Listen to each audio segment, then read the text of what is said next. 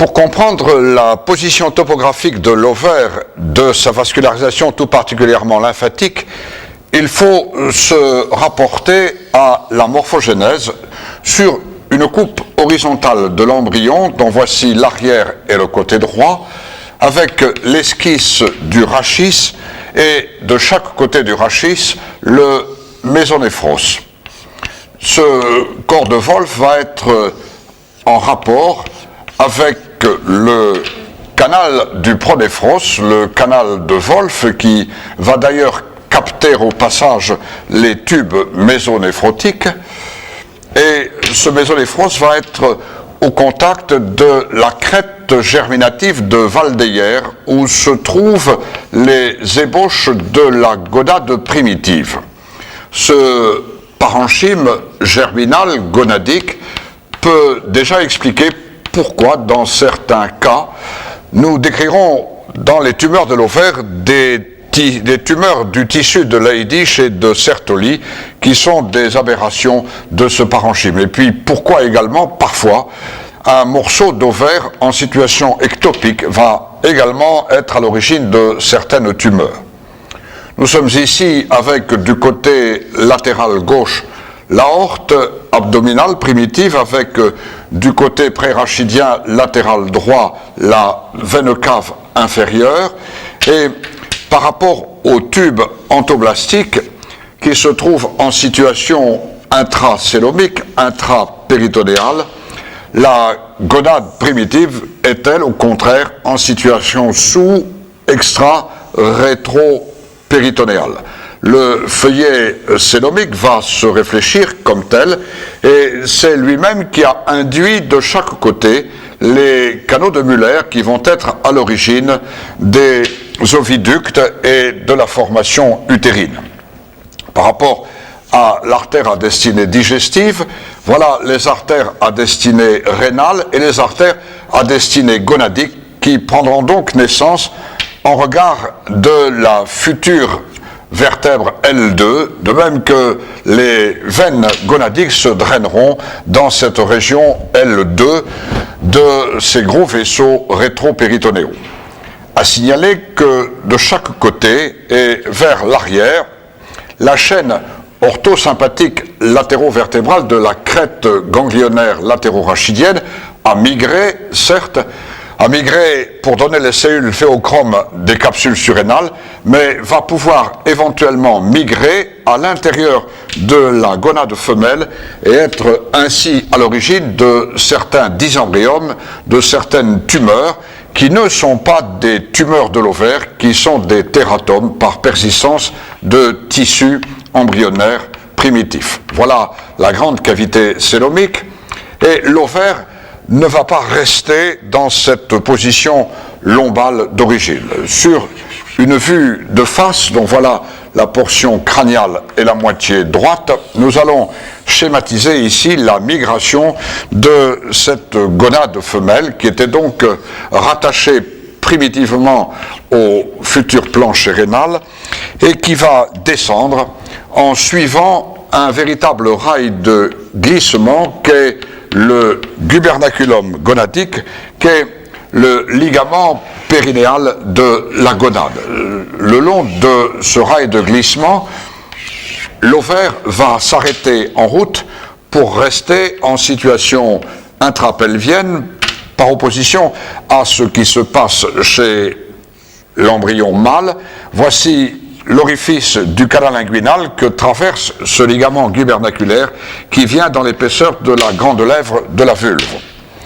Sur la ligne médiane, à la portion basse, les deux canaux de Müller ont fusionné pour constituer l'utérus et de chaque côté ont donné les trompes avec leur portion frangée, leur portion dilatée et leur portion isthmique. L'ovaire va être rattaché à la trompe par un petit ligament tubo-ovarien et va être rattaché à la corne utérine par le ligament utéro-ovarien, ligament propre de l'ovaire comme on l'appelle encore, et ce gubernaculum va sortir par l'orifice du canal inguinal pour venir s'étaler, constituant le ligament rond de l'utérus dans l'épaisseur de la grande lèvre vulvaire. Bien sûr, par rapport au pédicule vasculaire primitif avec l'aorte sur le flanc antérolatéral gauche du rachis qui va très rapidement se diviser pour donner ses artères iliaques primitives, elles-mêmes ramifiées en artères iliaques externes et iliaques internes, par rapport au pédicule cave primitif, lui aussi, avec sur le flanc antérolatéral droit du rachis la veine cave inférieure. On regarde L1 le trajet de la veine rénale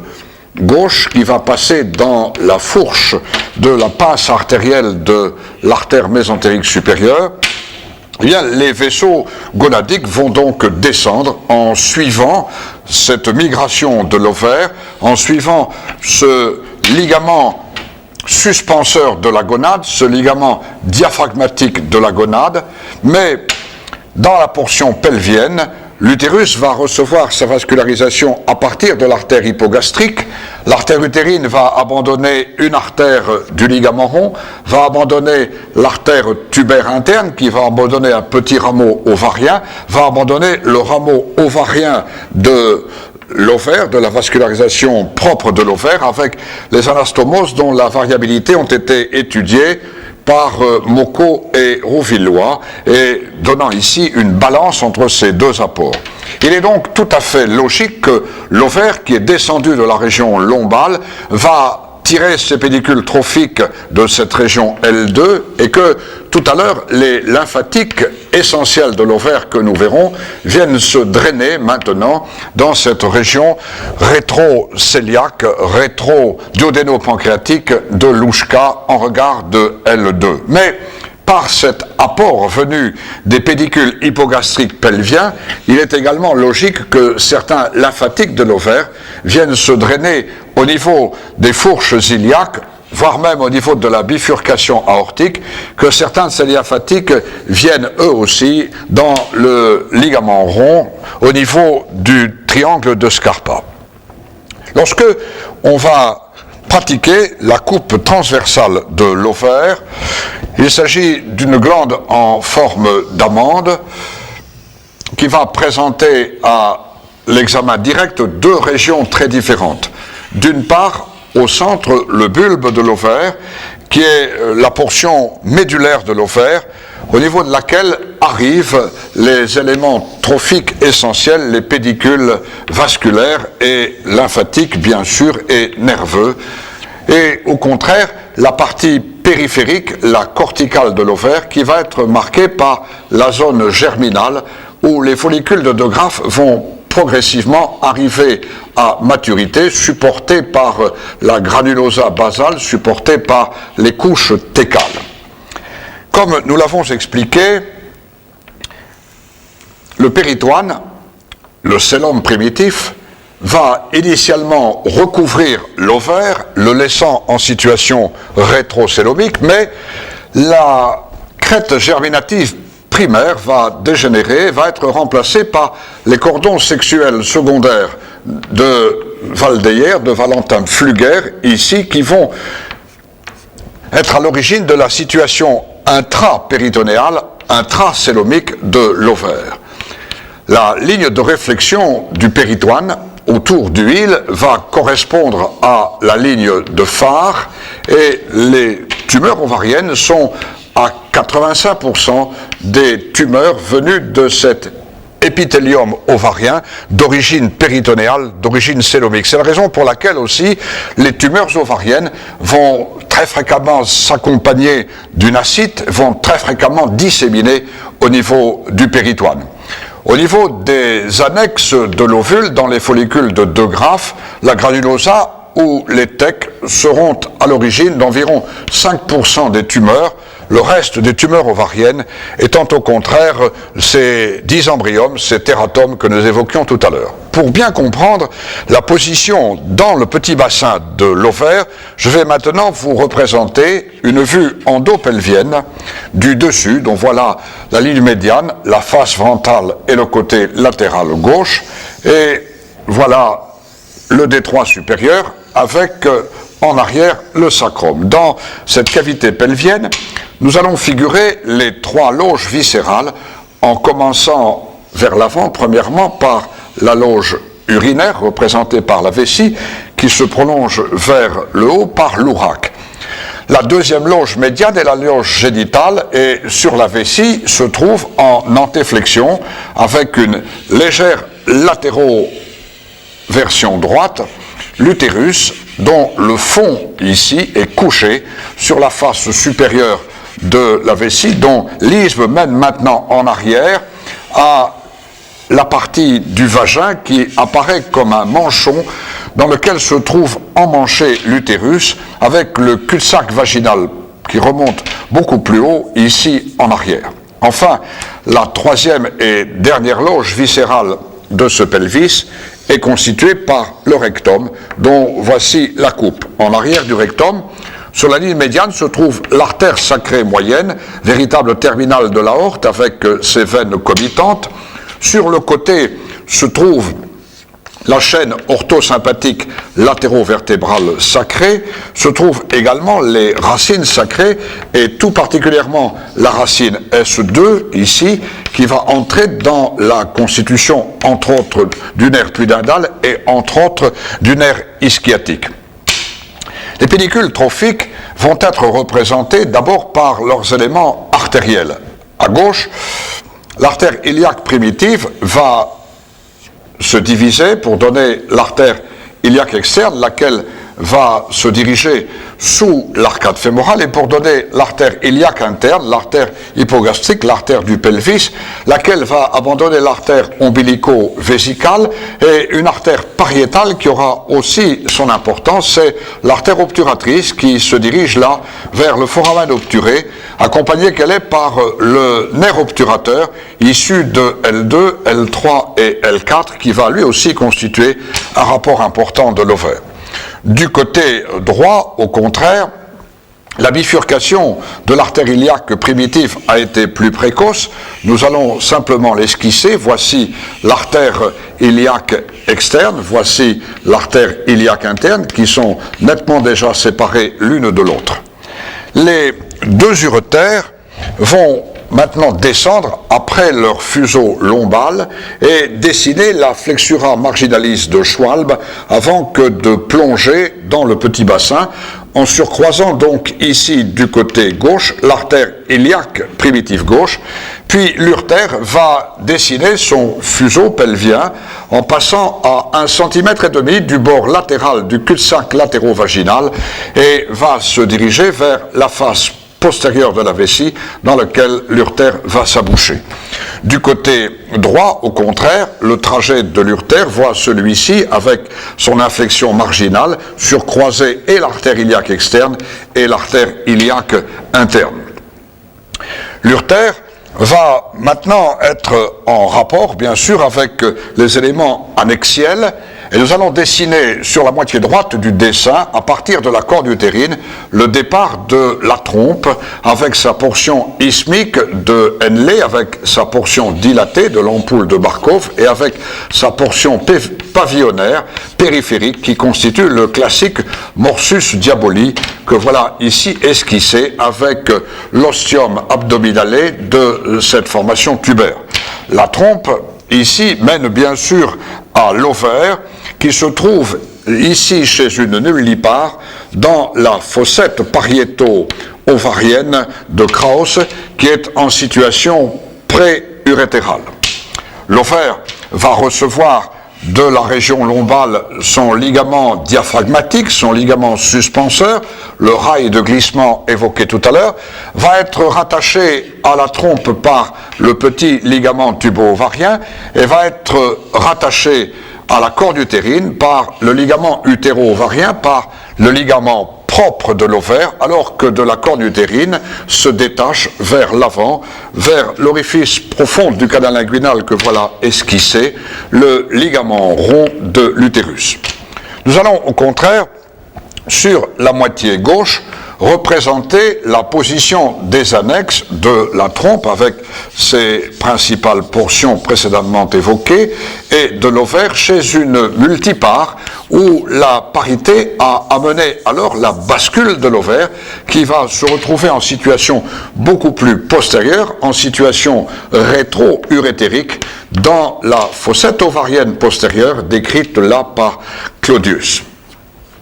Voici donc les deux positions des annexes et nous allons pouvoir maintenant préciser les collatérales issues de l'artère hypogastrique. Tout d'abord, les collatérales pariétales que sont les artères sacrées latérales qui là en arrière vont aussi être accompagnées par les veines comitantes. Puis l'inconstante et toujours grêle petite artère rectale moyenne, puis l'artère vaginale longue, celle-là qui est une artère importante qui saigne la rage dans les plaies du vagin, et puis maintenant, rapport essentiel de ce cul-de-sac latéro-vaginal, que l'on sent battre au toucher vaginal à 1,5 cm du bord latéral, la crosse de l'artère utérine. L'artère utérine va alors, dans son trajet serpentiforme, suivre le corps de l'utérus en direction de la corde utérine, elle va abandonner là l'artère du ligament rond de l'utérus, elle va abandonner là l'artère tubaire interne qui va pouvoir apporter par le petit ligament tubo-ovarien un certain pédicule trophique à l'ovaire, elle va abandonner là le rameau ovarien de l'ovaire dont nous avons parlé tout à l'heure. Bien sûr, l'ovaire reçoit à partir de son origine lombale que l'embryologie a rappelé tout à l'heure, son pédicule essentiel qui est représenté par l'artère lombo-ovarienne. Ces éléments artériels sont bien sûr accompagnés par les éléments veineux qui ont un trajet ô combien plexiforme, constituant les plexus latéraux-utérins, les plexus latéraux-vaginaux, et vont être accompagnés bien sûr par les éléments lymphatiques qui vont trouver ici dans ce paramètre de Winslow de quoi truffer tout le tissu celluleux sous-péritonéal qui constitue là la lame hypogastrique. C'est là en effet que se trouve le plexus hypogastrique inférieur, le classique ganglion de Lee et Frankenhauser, qui est là embroché sur l'urétère et qui va abandonner toutes les branches à destinée trophique pour les 3 loges viscérales du pelvis. Eh bien, sur la moitié droite du dessin, je vais maintenant vous représenter la disposition du péritoine pariétal, bien sûr, qui va recouvrir tous ces éléments viscéraux et qui va dessiner là le ligament large avec ses principaux ailerons, ses principales fossettes et ses principaux éléments constitutifs. Nous allons remettre en place, tout d'abord, là-bas vers l'avant, la réflexion de ce péritoine sur la face latérale de la vessie, dessinant ici la fossette paravésicale de Waldeyer. Puis, le péritoine va être soulevé par cette première corde à linge, comme on a l'habitude de l'appeler, vers l'avant, qui est l'aileron antérieur du ligament large, soulevé donc par le ligament rond de l'utérus. Le péritoine se réfléchit en laissant l'utérus, bien sûr, en situation sous, extra et rétro-péritonéale, et va maintenant, sur le côté, être soulevé par l'aileron supérieur du ligament large, par ce qui porte le nom de mésosalpinx, qui est le péritoine pariétal réfléchi autour de la trompe utérine. Voilà donc la fossette antérieure, ici, et supérieure. Et puis, arrivé au voisinage de la formation pavillonnaire, le péritoine va s'arrêter ici, tout près du hile de l'ovaire, pour dessiner ce que nous avons appelé tout à l'heure la ligne de phare. L'ovaire va pouvoir pivoter ainsi autour de son hile. Il est là en péritoine libre dans cette fossette péritonéale antérieure de Krause. Et maintenant, sur la face latérale de ce ligament large, voilà le 3e aileron, l'aileron postérieur du ligament large qui est soulevé par le ligament tubo-ovarien, par le ligament propre de l'ovaire avec la 3e fossette du ligament large qui est ici dans ce plan. Le péritoine pariétal va bien sûr laisser en arrière et en situation sous-extra-péritonéale les éléments du pédicule trophique lombo-ovarien qui arrive dans le ligament diaphragmatique de la gonade, va bien sûr laisser en situation sous-extra-péritonéale le trajet de l'urétère pelvien qui est en train de gagner là-bas vers l'avant la fossette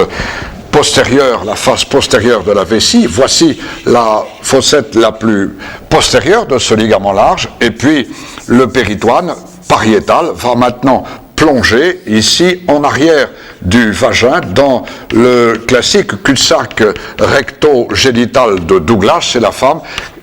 cul-de-sac qui va être lui-même soulevé latéralement par le passage de ce que certains ont appelé le ligament sacro-utérin, le ligament cervical du col de l'utérus de Delbey, le fascia de McEnroth, peu importe, il s'agit de toute cette lame que nous évoquions tout à l'heure, qui glisse donc en direction du plexus hypogastrique. Voici sur cette vue du dessus où se trouve donc la fossette pariéto-ovarienne, dans ce que l'on peut voir en laparoscopie, ce que l'on peut voir en célioscopie. Eh bien, je vais mettre en place maintenant une coupe frontale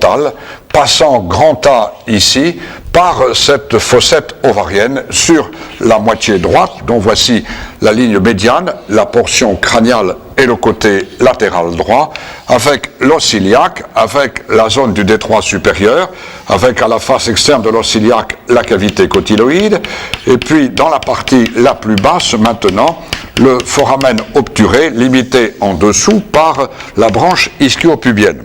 Ce foramen obturé est obturé par la membrane obturatrice, et c'est là que nous allons retrouver les éléments musculaires pariétaux, d'abord le muscle iliopsoas à la partie haute, et surtout ici le muscle obturateur interne. Ces éléments sont contenus, recouverts par l'aponévrose commune, le fascia iliaca à la partie haute, et l'aponévrose de l'obturateur interne à la partie basse. C'est là en dessous que passe le nerf fémoral, c'est ici plus exposé que passe le nerf génito-fémoral, et c'est là que se trouve le nerf obturateur, dont voici le trajet qui va l'amener à sortir par le canal sous-obturé. Ce nerf obturateur est accompagné par l'artère obturatrice et ses veines satellites, et nous sommes ici dans le petit bassin à l'aplomb de la loge génito-urinaire qui va être simulée par la vessie, dont voilà le col et le trajet de l'urètre à la portion basse. Autour du col de la vessie, voici esquissé le sphincter lisse du col vésical, et à la face postérieure de cette vessie arrive maintenant l'urtère. L'urtère a surcroisé ici les éléments pariétaux importants que sont l'artère iliaque externe, la veine iliaque externe, et l'urétère, donc, dessine ce trajet de son fuseau pelvien qui va l'amener à s'aboucher dans la face postérieure de la vessie pour y dessiner le trigone vésical. Sur cette coupe, bien sûr, en antéflexion, posée sur la face supérieure de la vessie, nous allons retrouver la tranche de section du fond du corps de l'utérus, que voici simulé, et sur la face latérale de l'utérus, l'artère utérine avec son plexus pampiliforme veineux extrêmement anastomotique, très richement anastomotique. Le péritoine pariétal que nous avons évoqué tout à l'heure va donc recouvrir ici ces éléments, puis il va être sous-tendu par le premier aileron du ligament large qui vient laisser l'utérus en situation extra- et rétro-péritonéal.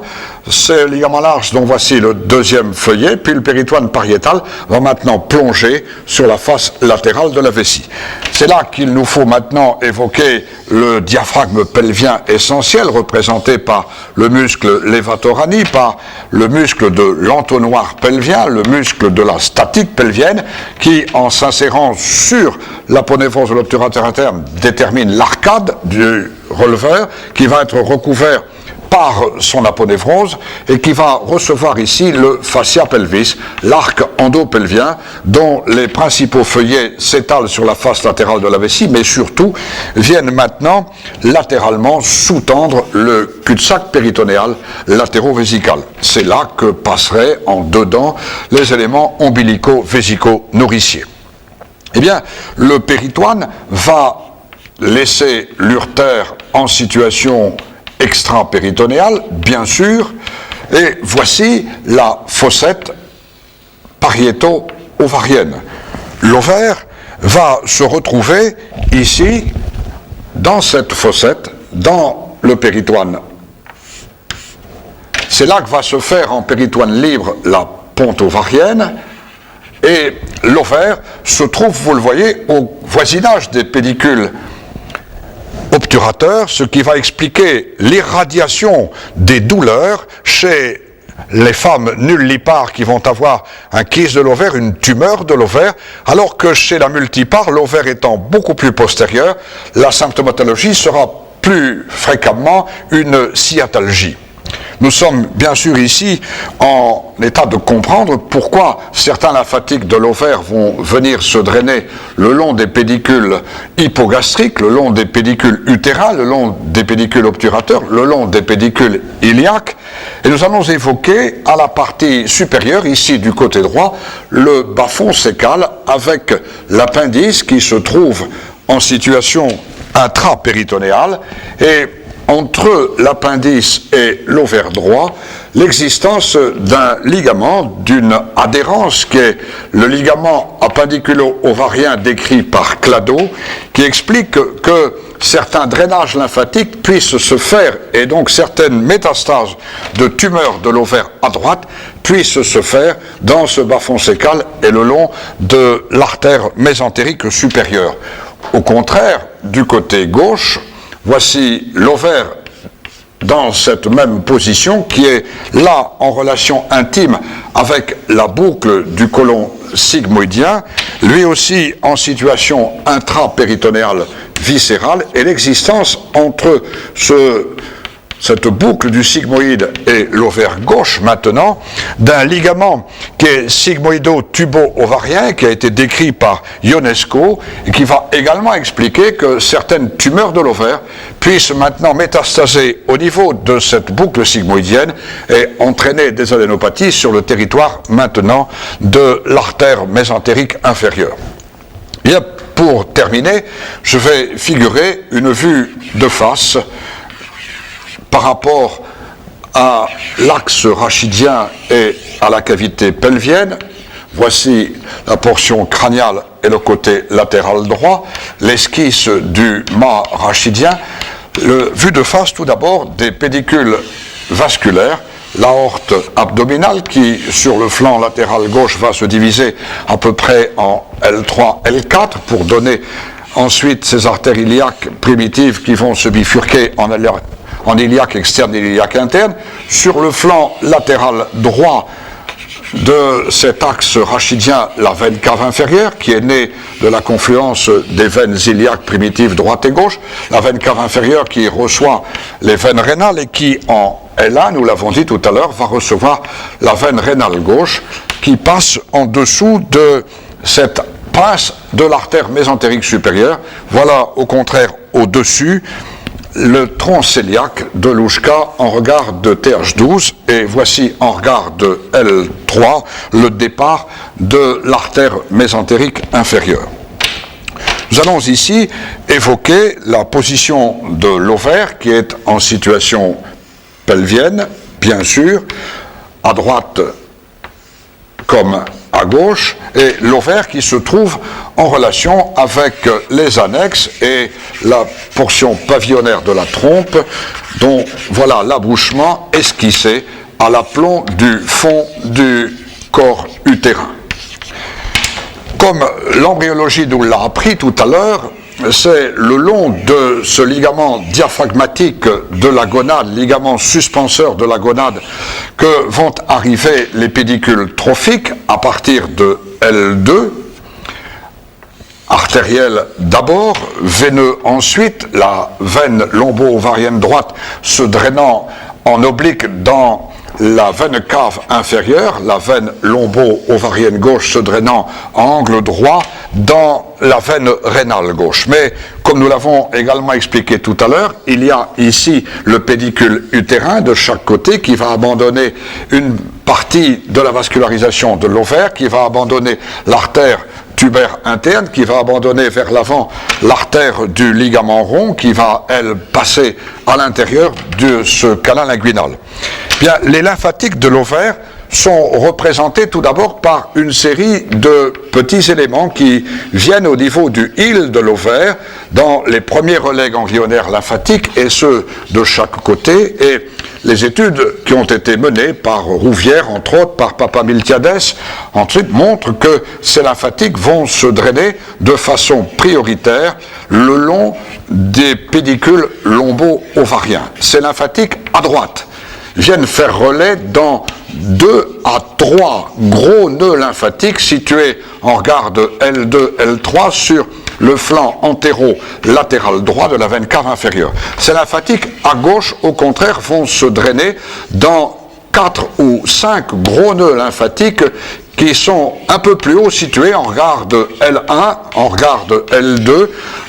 sur le flanc antérolatéral gauche de l'aorte. Ces lymphatiques sont là en relation, bien sûr, avec ce carrefour lymphatique qui jouxte le plexus solaire et cette zone de Louchka. Cela va expliquer donc ces métastases ascendantes lymphatiques. Cela va expliquer aussi, et ceux qui les ont étudiés ont montré que